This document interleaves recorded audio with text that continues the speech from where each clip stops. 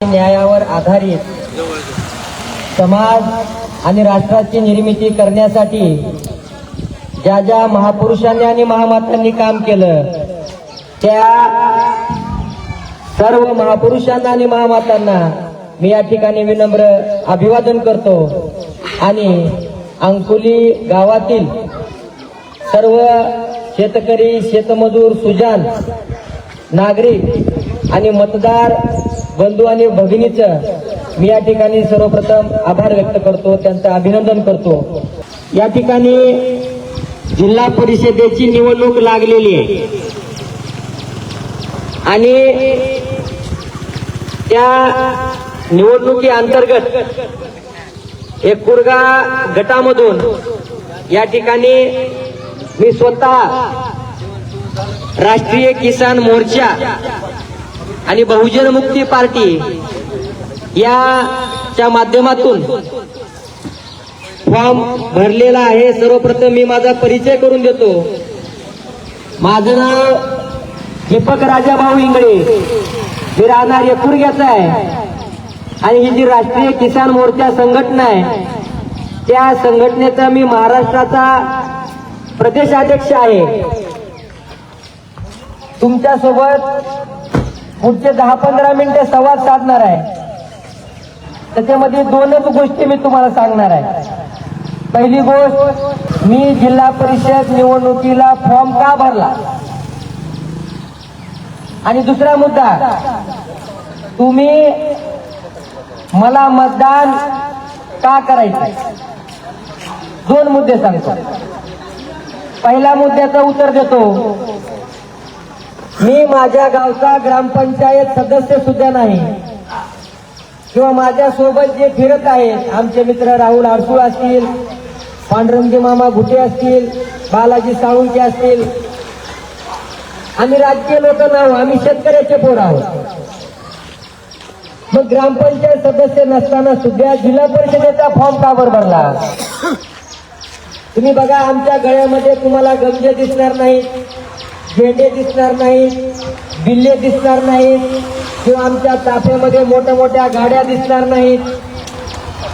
त्याचं कारण आहे आमच्याकडे याच्यापैकी काहीच नाही, तर आमच्याकडे तुम्हाला द्यायला विचार आहेत आणि केवळ विचार नाही, पुढच्या 5 ते 10 मिनिटांमध्ये अंकुली गावामधील लाखो रुपये जे निवडणुकीमध्ये वाटले जातात आणि निवडणूक संपली की वाया जातात, परंतु तिथून पुढे तुमच्या गावामधले लाखो रुपये वाटले पाहिजेत, त्याची व्यवस्था पुढच्या 5 ते 10 मिनिटांमध्ये आम्ही करणार आहोत। मग या ठिकाणी मी फॉर्म का टाकला, त्याचं पहिलं कारण आहे की शेतकऱ्याच्या मुद्द्यावर राजकारण झालं पाहिजे।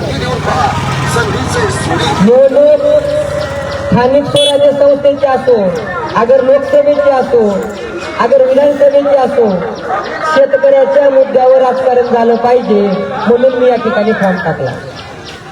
आता जे काँग्रेसचे उमेदवार उभारलेत, बीजेपीचे उमेदवार उभारलेत, वेगवेगळ्या पक्षाचे उमेदवार उभारलेत, त्या उमेदवाराच्या जाहीरनाम्यामध्ये किंवा त्यांनी आतापर्यंत केलेल्या कामामध्ये मला कुठेही शेतकऱ्याचे मुद्दे दिसले नाहीत। त्याच्यामधला पहिला मुद्दा मी तुम्हाला सांगतो, म्हणजे आमच्या शेतामधला जो जळालेला डीपी, शेतातला जळालेला डीपी, मला सांगा अंकोली गावामध्ये किती दिवसामध्ये डीपी भेटतो। शेतातला जळालेला डीपी जर अंकोलीमध्ये शेतामध्ये डीपी जळाला तर तो किती दिवसामध्ये भेटतो आम्हाला। शेतकरी आहेत का इथं बसलेले सगळे? 1 महिना 15 दिवस 1 महिना लागतो। हा बघा, ही राजकीय सभा नाही। आता जर तुम्ही राजकीय सभा म्हणून बघू नका किंवा मी काहीतरी बोलणार आहे तुम्ही फक्त ऐकायचं निघून जायचं, असला कार्यक्रम नाही। मी तुम्हाला प्रश्न विचारणार आहे, तुम्ही बी उत्तर द्यायची आहेत आणि आपली समस्या कायमस्वरूपी सोडवायची आहे. अंकुलीमध्ये जळालेला डीपी किती दिवसामध्ये बसतो? 2 दिवस, 4 दिवस, 15 दिवस, महिना? 1 महिना लागतो, बरोबर आहे? पट्टी गोळा करून पैसे गोळा करून नेवा ते शेतकऱ्याला. पट्टी गोळा करून त्याला असेच काय गरीबाकडून पैसे जास्त घ्यायचे. बर काय तर बर. तरी कमी कमी तुला जाऊ काय नाही. बर. हा, हे वर बर. करून. आता मामा तिकडे जेवून घेऊन त्या दिवशी आणला म्हणायचा. हा कळकळ आहे मामा, गरीबाकडून पैसे जास्त घ्यायचे, मोठ्याच्याकडून कमी घ्यायचे.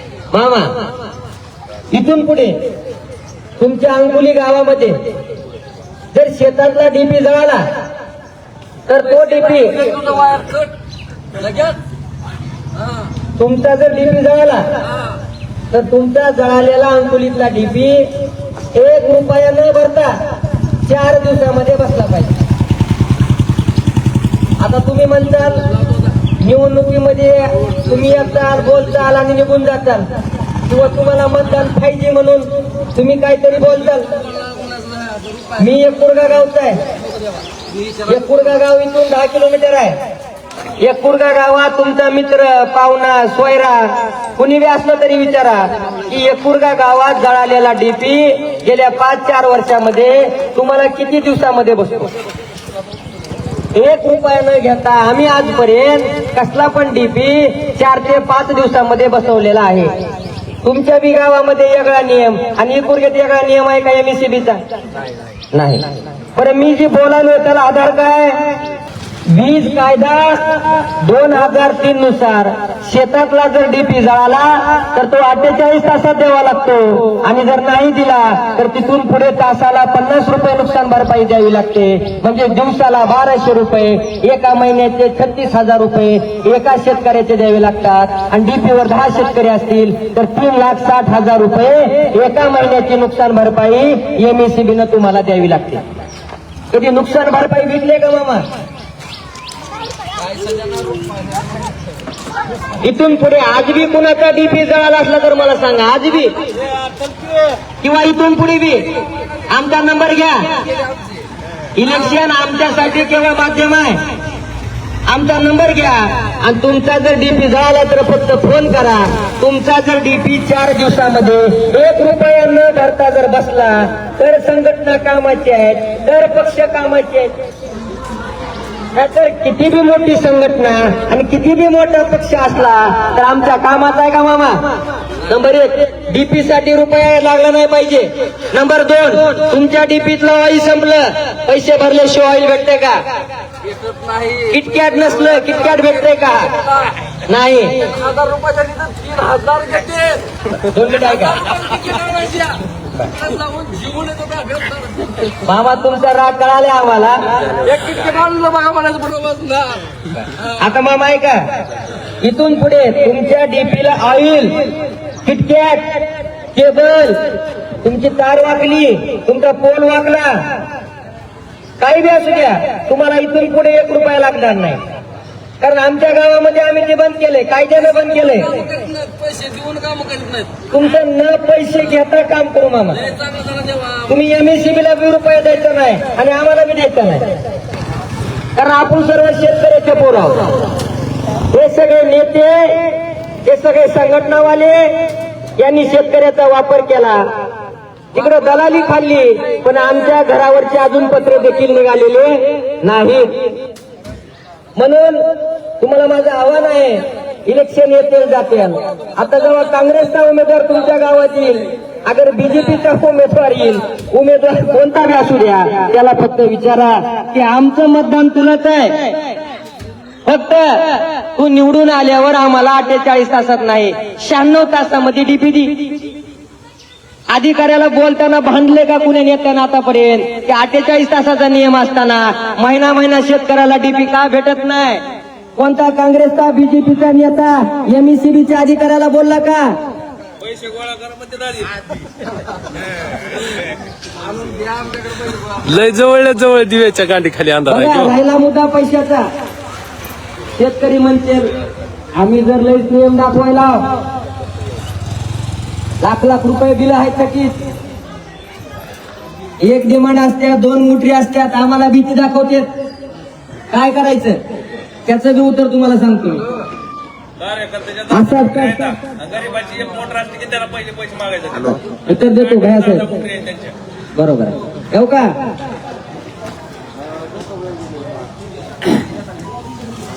असाच एक इंजिनियर बोलता बोलता म्हणला, मी आंदोलन करत असताना तुमचा शेतकरी काले सुद्धा आहे का म्हणला, बिल भरत नाही, एक डिमांड आले 2 मोटरी वापरते म्हणला. साहेब म्हणलं शेतकऱ्याला अजिबात चोर म्हणायचं नाही, शेतकरी जर चोर असेल तर तुम्ही दरोडेखोर आहो म्हणलं. माझ्यावर केस करायला पाहिजे होती इंजिनियरनं, कसं काय केली माहित नाही. आता ऐका, शेतकऱ्याच्या शेतातलं लाईट बिल हे सरकार भरते. हे किती शेतकऱ्याला माहिती आहे? आणि गेल्या 25 वर्षापासून भरते. शेतकऱ्याच्या शेतातलं लाईट बिल गेल्या 25 वर्षापासून भरते आणि सरकार भरते. किती शेतकऱ्याला माहिती आहे? हात वर करून सांगा. तुम्ही म्हणताल काय पुरावा आहे? माझ्या हातामध्ये पुरावा आहे. मी माहितीच्या अधिकाराखाली आरटीआय टाकला, एमएससीबीचं प्रकाशगड मुंबई. मला जेव्हा कळालं शेतकऱ्याचं लाईट बिल सरकार भरते, मी विचारलं किती भरते आणि भरते का नाही भरते, मला लिखी द्या. मुंबईच्या प्रकाशगडावर उत्तर आलं. मी तुम्हाला फक्त वर्ष आणि आकडेवारी वाचून दाखवतो. कोणत्या वर्षी किती लाईट बिल आपलं सरकारनं भरले. 2005 पासून माझ्याकडे आकडेवारी आहे की शेतकऱ्याचं लाईट बिल हे सरकार भरते रानातलं. आमच्याकडे वसुले केल्या का नाही बेपॅकेट करून डब्बीच्या महिन्यामध्ये, गेल्या वर्षीपासून बंद झाले, पण आतापर्यंत केले का नाही. 2005 ला 1308 कोटी रुपये भरले. 2006 ला 1200 कोटी, 2007 ला 1300 कोटी, 2008 ला 1300 कोटी, 2009 ला 1800 कोटी, 2010 ला 1800 कोटी, 2011 ला 3000 कोटी, 2012 ला 3300 कोटी, 2013 ला 3369 कोटी, 2014 ला 4500 कोटी, 2015 ला 5000 कोटी, 2016 ला 4500 कोटी, 2017 ला 5000 कोटी, 2018 ला 5500 कोटी, 2019 ला 4500 कोटी, 2020 ला 6000 कोटी, 2021 ला 5000 कोटी, 2022 ला 4000 कोटी, 2023 ला 5000 कोटी आणि 2024 ला 14000 कोटी.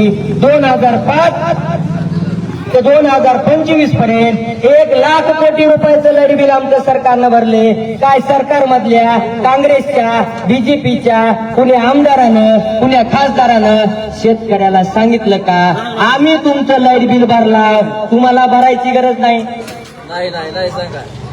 अरे द्या उलट. न केलेल्या कामाचं श्रेय घेणारे राजकारणी लोक केलेल्या कामाचं श्रेय का बरं घेणं गेले तर. नंबर 2, तुम्ही एमएससीबीच्या अधिकाऱ्याला प्रश्न विचारा, साहेब आमचं लाईट बिल भरलेलं आहे, तुम्ही आमच्याकडून का घ्यायला. मी असं म्हणत नाही की सगळं लाईट बिल सरकार भरते, काही लाईट बिल शेतकऱ्यांनी भरायचे आणि काही लाईट बिल सरकारनं भरायचे. मी एका इंजिनियरला विचारलं, साहेब नेमानं लाईट बिल शेतातलं किती आहे? त्यांनी सांगितलं 15000 रुपये. जर 365 दिवस 8 घंटे जर लाईट वापरली तर 15000 रुपये लाईट बिल येते. आता मला सांगा, अंकुली गावामधल्या शेतकऱ्याच्या किती महिने मोटारी चालू असतात? महिन्यातून, वर्षातून किती? 6 महिने. उन्हाळ्यात पाणी नसते, पावसाळ्यामध्ये गरज नसते. 6 महिने बरोबर आहे.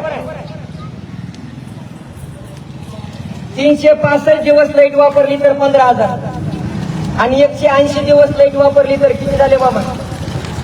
म्हणजे 15000 भागिले 365 जर केलं तर एका दिवसाचं लाईट बिल आलं येते 42 रुपये. तुम्ही वापरली 180 दिवस मोटार, 180 गुणुले 42 किती झाले? 7000 रुपये. 7.5 म्हणजे 7500 रुपये. म्हणजे अंकुली गावातल्या शेतकऱ्यांनी किती लाईट बिल वापरलं वर्षाचं? 7500 रुपये महिने. आता बघू तुमचं सरकारनं किती लाईट बिल भरले. गेल्या वर्षीचा आकडा आहे 5420 कोटी. भागिले 44 लाख करा, म्हणजे अंगुली गावातल्या एका शेतकऱ्यानं किती लाईट बिल भरले की तुम्हाला तुमचं कर सांगा. मग 5420 कोटी भागिले 44 लाख करा आणि तुम्ही सांगा मला. आता ते आम्हाला आकडा टाका येत नाही. मी सांगू का मग? तुम्ही म्हणतात पुन्हा तुम्ही काय बी सांगितलं. तुम्ही गणित करा. 5420 कोटी भागिले 44 लाख जर केलं, एका शेतकऱ्याच्या नावावर 12,000 रुपये लाईट बिल भरलेलं आहे. किती हजार? 12,000. तुम्ही करा मला सांगा. 5420 वर 7 शून्य द्या आणि भागिले 44 वर 5 शून्य द्या. 12,000 रुपये येते. तुम्ही लाईट कितीची वापरली? किती हजाराची वापरली होती आता? 7,500. आणि भरले किती? 12,000. किती हजार एक्स्ट्रा भरले? 5,000. आता 5,000 रुपये कुणाकडे आहेत? शेतकऱ्याचे कुणाकडे आहेत? हा? कधी जायचं मागायला? मग जोपर्यंत शेतकरी आमचे राहिलेले पैसे MSEB ला मागायला जाणार नाही, तोपर्यंत MSEB चा लाईनमॅन आणि इंजिनियर आम्हाला पैसे मागायचं बंद करणार नाही. आम्ही एकुरग्यामधून तेव्हा हिची गट्टा दिसते का? गट्टा 1000 पानाचा 500 पानाचा गट्टा आहे. गेल्या 5 वर्षामध्ये केलेले पत्र व्यवहार आहेत. इंजिनियरला प्रश्न विचारला, आमच्या लाईटी कट केल्या, डीपी बंद केल्या, डीपी जळाल्या, दी पैसे. पोल वाकलाय, दी पैसे. ऑइल आणायचे, दी पैसे. किटकट आहे, दी पैसे. बिल भरायचे, दी पैसे. साहेब म्हणलं घ्या पैसे. साहेबाला काय म्हटलं? घ्या पैसे. फक्त आमच्या बिलाचा हिशोब द्या. आम्ही किती वापरले, सरकारने किती भरले आणि शिल्लक भरायचं किती आहे हिशोब द्या आणि तुमचे निघतील तेवढे पैसे घ्या. मग इंजिनियर साहेब म्हणले डीपी घेऊन जावा. त्याच्यामुळे यकुरगा गावातील ही वसुली काय झाली? बंद झाली आणि महाराष्ट्रातली सुद्धा बंद झाली.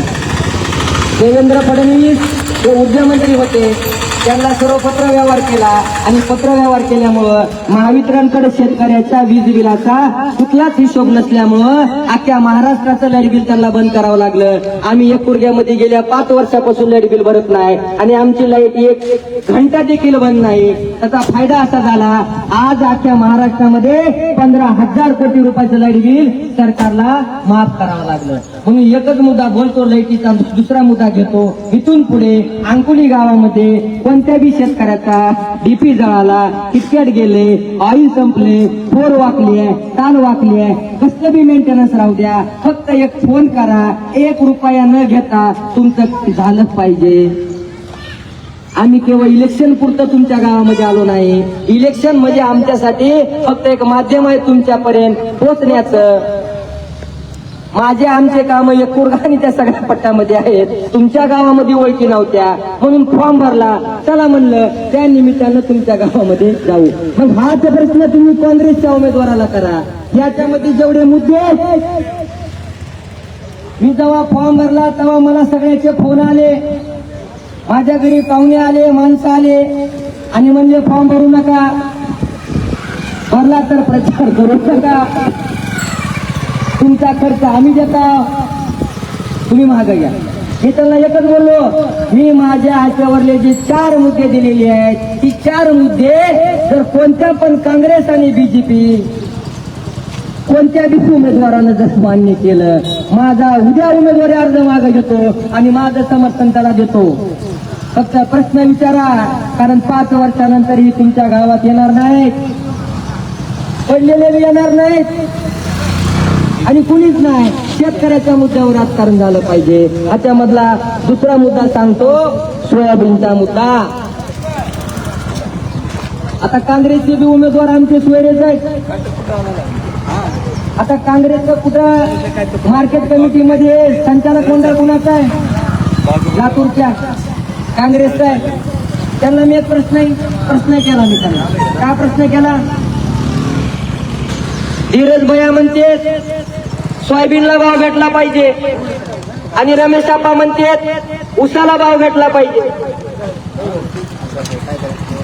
धीरज भैया म्हणते सोयाबीनला भाव भेटला पाहिजे आणि रमेश आप्पा म्हणते उसाला भाव भेटला पाहिजे. कारखाना टाकायच्या अगोदर दोघांचे बी बरोबर आहे. उसाला बी भाव नाही आणि सोयाबीनला बी भाव नाही. 2 मिनिटाकरता आम्ही मान्य करू, बरोबर आहे. आता लातूरच्या बाजार समितीमध्ये जे कडती निघते, जे पोटली भाव निघते, ती कुणाच्या हातात आहे? कडती कायदेशीर आहे का बेकायदेशीर आहे? हा, पोटली भाव कायदेशीर आहे का बेकायदेशीर आहे? मग काँग्रेसच्या उमेदवाराला विचारा, माझं मतदान तुलाच आहे, फक्त तू निवडून आल्यावर तुमच्या भैयासाहेबाला सांगून तेवढी कडती आणि पोटली बंद करतो का? जर कडती आणि पोटली तुम्ही बंद करत असाल तर आमचं मत तुम्हाला काय? बाजार समितीवर तर बीजेपीचं सरकार नाही, काँग्रेसचं सरकार आहे. आणि तुम्हाला एक सगळ्यात गंभीर आणि सगळ्यात महत्वाचा एक मुद्दा मला सांगायचा आहे, तो म्हणजे असा, इथं किती शेतकऱ्यांनी त्यांचं माल फेडरेशनला घातलंय. फेडरेशन कधी सुरू होतात? उशिरा सुरू होतात आणि लवकर बंद होतात. तोपर्यंत आमचा शेतकरी कुठं माल विकतो? मार्केट कमिटीमध्ये. तुम्हाला माहिती आहे का, फेडरेशनचा भाव म्हणजे शासनाचा भाव म्हणजेच MSP म्हणजेच किमान आधारभूत किंमत 5,328 आहे या वर्षाची. हा भाव मार्केट कमिटीला पण लागू आहे. शासनाचा भाव मार्केट कमिटीला मध्ये बी लागू आहे. किती शेतकऱ्याला माहिती आहे? महाराष्ट्र कृषी उत्पन्न पणन कायदा 1963 माझ्या हातामध्ये त्याची कॉपी आहे.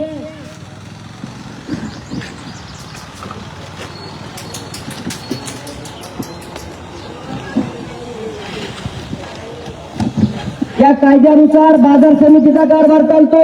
या कायद्यातलं कलम 32 सांगते, आधारभूत किमतीच्या खाली शेतकऱ्याच्या मालाचा खरेदी करण्याचा प्रतिबंध करण्याचा अधिकार. या कायद्याचं कलम 32 आणि कलम 94 सांगते, मार्केट कमिटीमध्ये शेतकऱ्याचा माल हमी भावाच्या खाली खरेदी करायचा नाही.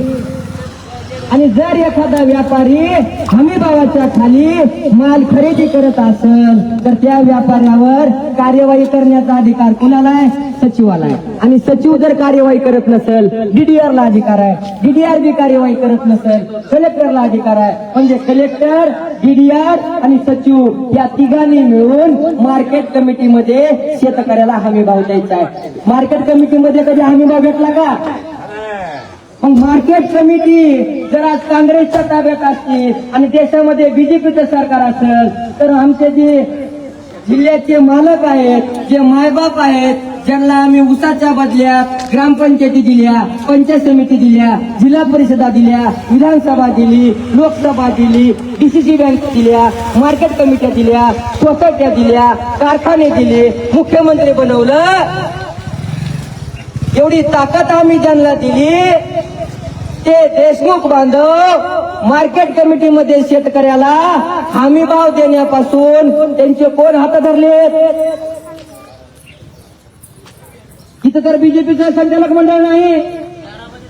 हानं म्हणायचं, त्याच्यावर नाव घालायचं आणि त्यानं हातावर नाव घालायचं. हानं म्हणायचं मला सत्ता द्या, मी हाव करतो. त्यानं म्हणायचं मला सत्ता द्या, मी त्याव करतो. तुमच्या हातामध्ये जेवढं आहे तेवढं तरी करा. आम्ही आंदोलन केली महाराष्ट्राच्या 100 कृषी उत्पन्न बाजार समित्या समोर राष्ट्रीय किसान मोर्चाच्या माध्यमातून.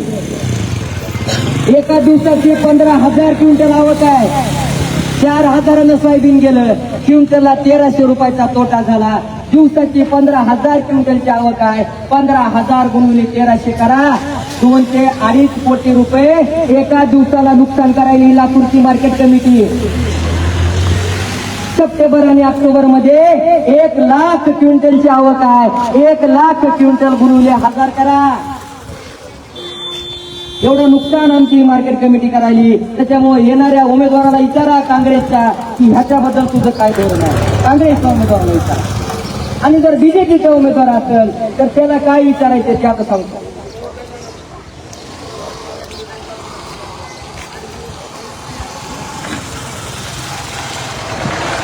एक क्विंटल सोयाबीनचा भाव आहे 5,328. सरकारनं काढलेला भाव आहे, केंद्र सरकारनं काढलेला भाव आहे. महाराष्ट्राचं एक राज्य सरकार आहे आणि त्याच्या अंतर्गत एक कृषी मूल्य आयोग आहे. त्याचा अध्यक्ष इथले पाशा पटेल आहेत. पाशा पटेल ते दरवर्षी 1 क्विंटल सोयाबीनचा खर्च काढतो. दरवर्षी काढते. शेतकऱ्यांनी कुणी काढलाय का 1 क्विंटलचा खर्च? मामा यावर्षी किती क्विंटल सोयाबीन निघलं? किती क्विंटल सोयाबीन गेलं तुम्ही सांगा मला. 50 क्विंटल निघलं. किती रुपये भाव भेटला? बरं 4,000 भाव भेटला. 4300 भाव भेटला. 50 क्विंटलचे पैसे किती झाले? 4,000. 2 लाख रुपये झाले. आता माझा तुम्हाला पहिला प्रश्न आहे. 2 लाखाची पट्टी झाली. पण माझा तुम्हाला दुसरा प्रश्न आहे. उत्पन्न किती झालं? खर्च वजा जाता जी रक्कम शिल्लक राहते त्याला काय म्हणायचं? उत्पन्न राहायचं. 1 क्विंटल सोयाबीन तयार करायला खर्च किती आला? काढला कुणी? कोणता शेतकरी काढत नाही? राज्य सरकार काढते. या वर्षीचा 1 क्विंटल सोयाबीनचा सरकारनं काढलेला खर्च आहे 6,200 रुपये. राज्य सरकारनं काढलाय 1 क्विंटल सोयाबीनचा खर्च किती? 6,200. पाशा पटेल 2,80,000 रुपये पगार आहे. पाशा पटेल साहेबाला 2,80,000 पगार आहे. त्यांनी हा खर्च काढला 6,200 रुपये आणि केंद्राला शिफारस केली आणि पाठविलं 7,177 रुपये आणि केंद्रानं भाव किती डिक्लेअर केला? 5,000. उत्पादन खर्च राज्य सरकार काय म्हणाले किती आहे? 6,000 आणि केंद्राचा भाव किती आहे? 5,000. मुतल्यामध्ये घाट आहे का नाही? जर 6,000 रुपये खर्च असेल स्वामीनाथन आयोग सांगतोय थांबा थांबा उत्पादन खर्चाचा त्याला जाऊ द्या पुन्हा सांगा. हा फोटो घेऊ आता फेसबुक लाईव्ह. बस बस बस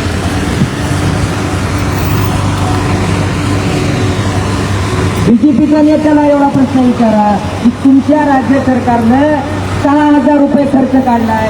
स्वामीनाथन आयोगानुसार 9,000 रुपये भाव भेटायला पाहिजे. भेटला 4,000 रुपये. क्विंटलला तोटा किती झाला? 5,000 रुपयाचा. जर तुम्ही 50 क्विंटल सोयाबीन निघलं तुमचा 2.5 लाख रुपयाचा तोटा आहे. खरीपाचे 2.5 लाख आणि रब्बीचे 2.5 लाख 5 लाख रुपयाचा तोटा एका शेतकऱ्याचा आहे. आमचे घैलेत 5 लाख आणि दैलेत किती? 2,000. शेतकऱ्याला पगार आणि त्याला नाव काय दिलं? शेतकरी सन्मान योजना. अपमान करायलेत आणि नाव दिले शेतकरी सन्मान योजना. कर्जमाफीचे खोटे आंदोलन करायचे, नेतेगिरी मिरवायची, मॅनेज व्हायचं. कर्जमाफीचा विषय नाही. आम्ही भाव द्या, आम्ही राज्य सरकारला काय करू? कर्ज देऊ. आता बघा आज जर स्वामीनाथन आयोग लागू असता तर 1 क्विंटल सोयाबीनला 9,000 रुपये भाव भेटला असता. 10 जून 2024ला मी आमदार घेराव आंदोलन केलं. सन्माननीय रमेश आप्पा कराड साहेब आमदार होते आहेत. त्यांच्या ऑफिसला आम्ही गेलो. 5-50 शेतकरी आणि माननीय आमदार साहेबाला म्हटलं आमदार साहेब शेतकऱ्याचा क्विंटल माग 5,000 रुपये तोटा व्हायला म्हणलं हा फरक तुम्ही देणार आहात का म्हणले. आमदार साहेब म्हणले 5,000चा तोटा? 5,000चा तोटा कसं काय? मी आमदार साहेब रमेश आप्पा साहेबाला दाखवलं. हो का तुमच्या पाशा पटेलनी 6,000 रुपयाचा खर्च काढला. स्वामीनाथन आयोगानुसार 50% नफा 9,000 भाव दिला. तुमच्या सरकारने गेल्या वर्षी 4,892 भाव दिला. म्हणजे 4,000 रुपयाचा तोटा झाला. मग रमेश आप्पा कराड साहेब म्हणले स्वामीनाथन आयोगाचं मला तेवढं माहित नाही. काय म्हणले? स्वामीनाथन आयोगाचं मला तेवढं माहित नाही म्हणले. तुम्हाला जर मी काहीतरी बोलायला वाटत असेल, दीपक इंगळे नावानं माझं फेसबुकवर अकाउंट आहे, त्याच्यावर अजून लाईव्ह व्हिडिओ आहे.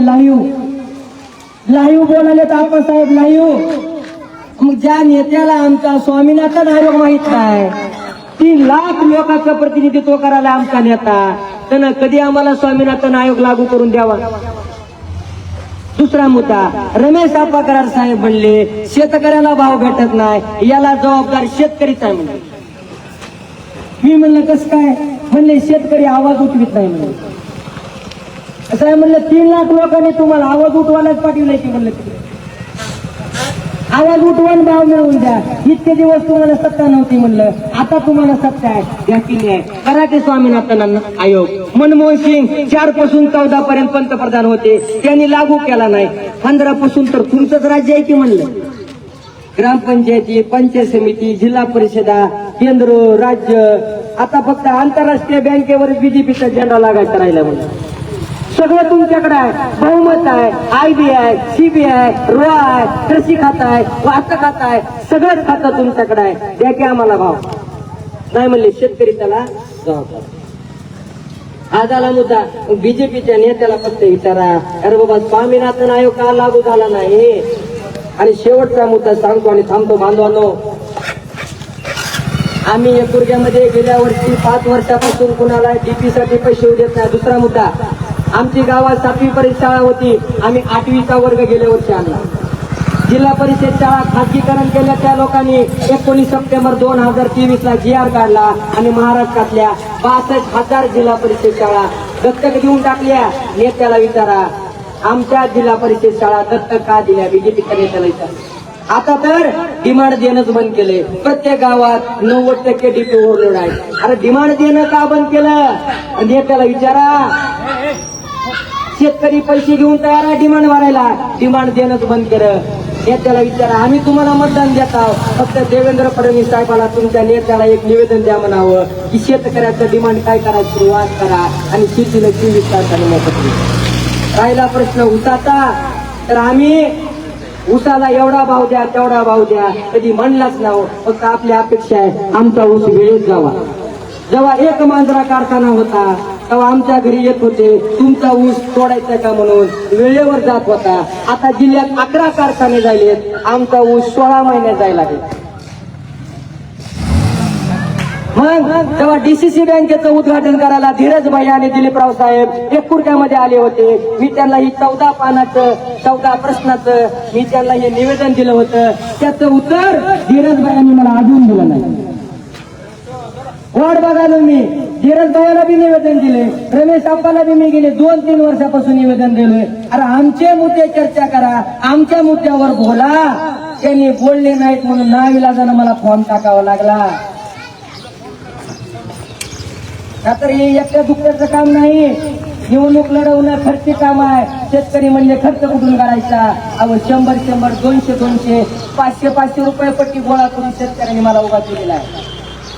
की बालाजी साळुंके, राहुल आडसूळ, पांडुरंग घुटे दररोज बदलून आमच्या सोबत काय मित्र असतात, मित्रच आहेत सगळे.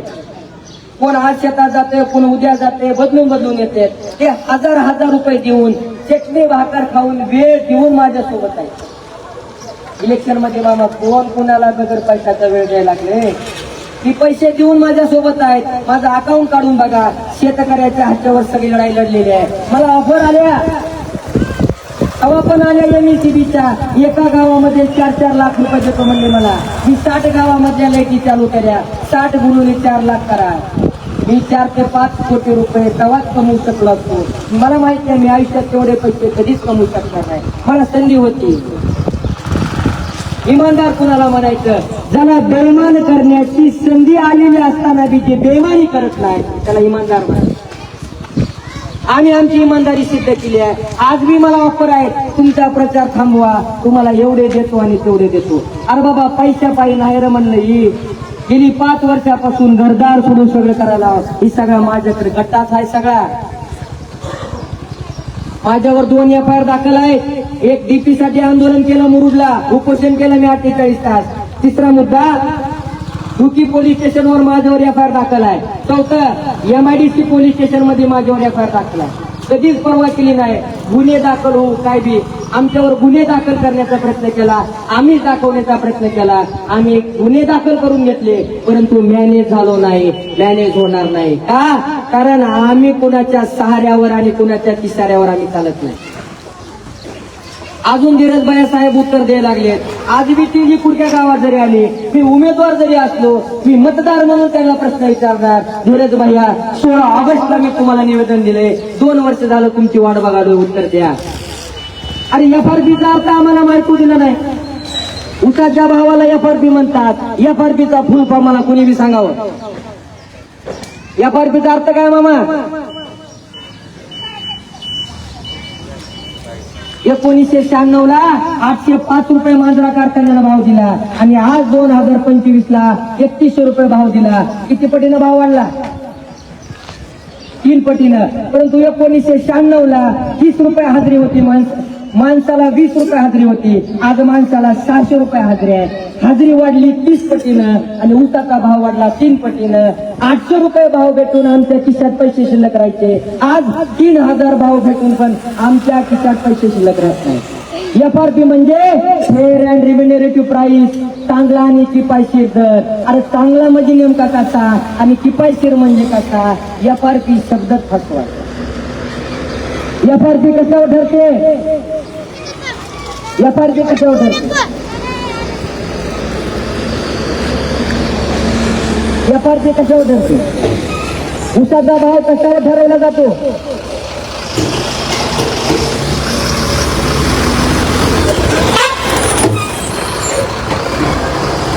ऊसाचा भाव कशावर ठरवता?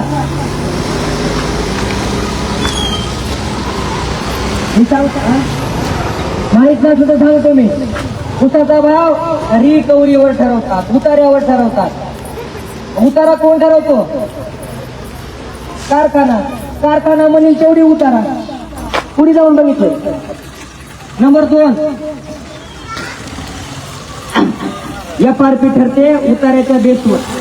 जर 10.25 रिकव्हरी असेल तर 3400 रुपये भाव आहे केंद्राचा. आपली रिकव्हरी किती आहे? कमीच दाखवतात. 10.25 रिकव्हरी असेल तर 3400 भाव. रिकव्हरी 1 न वाढली 300 रुपये वाढले.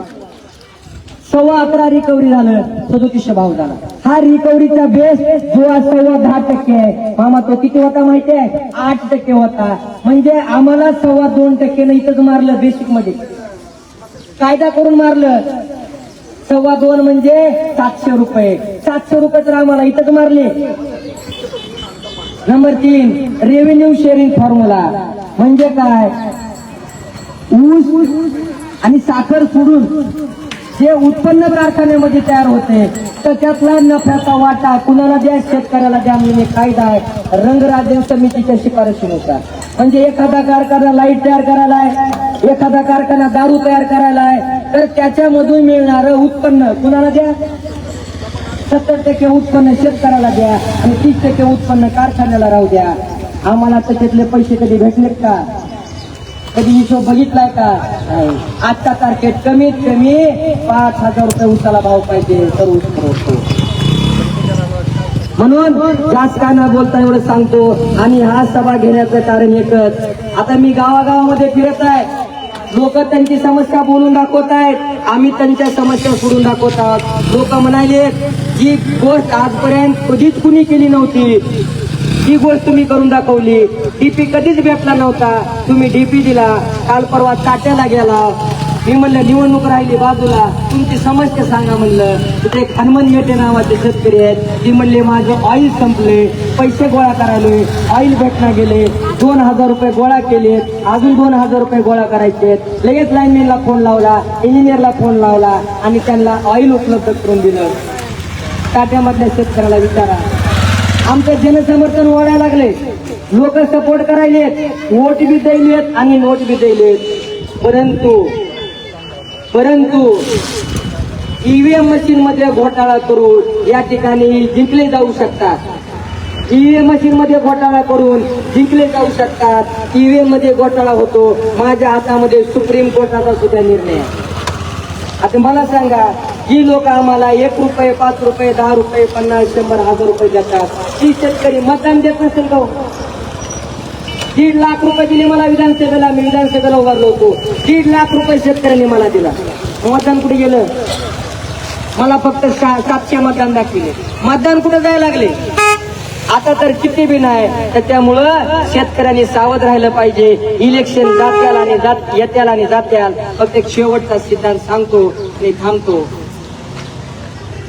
जो जागृती करतो तो धोका देत नाही आणि जो धोका देणारा असतो तो कधीच जागृती करत नाही. त्याच्यामुळं आम्ही तुमच्या गावामध्ये जागृती करायला आलो, तुमचा वापर करून घ्यायला नाही, तुमचं मतदान घ्यायला नाही. आणि एक सांगतो, आमची केवळ एकमेव अशी संघटना आहे, मी एकमेव असा संघटना किंवा तुम्हाला आवाहन करतो, आजपर्यंत आमचा सगळ्यांनी वापर करून घेतला, परंतु आम्ही तुम्हाला म्हणतो, तुम्ही तुमच्या गावातल्या समस्या सोडविण्यासाठी, शेतकऱ्याची समस्या, शाळेची समस्या, तुम्ही आमचा वापर करून घ्या. 7 तारखेला मतदान होईल, 9 तारखेला निकाल लागेल, सगळे जिकडे तिकडे जातील. 10 तारखेला आम्हाला बोलवा तुमच्या गावामध्ये.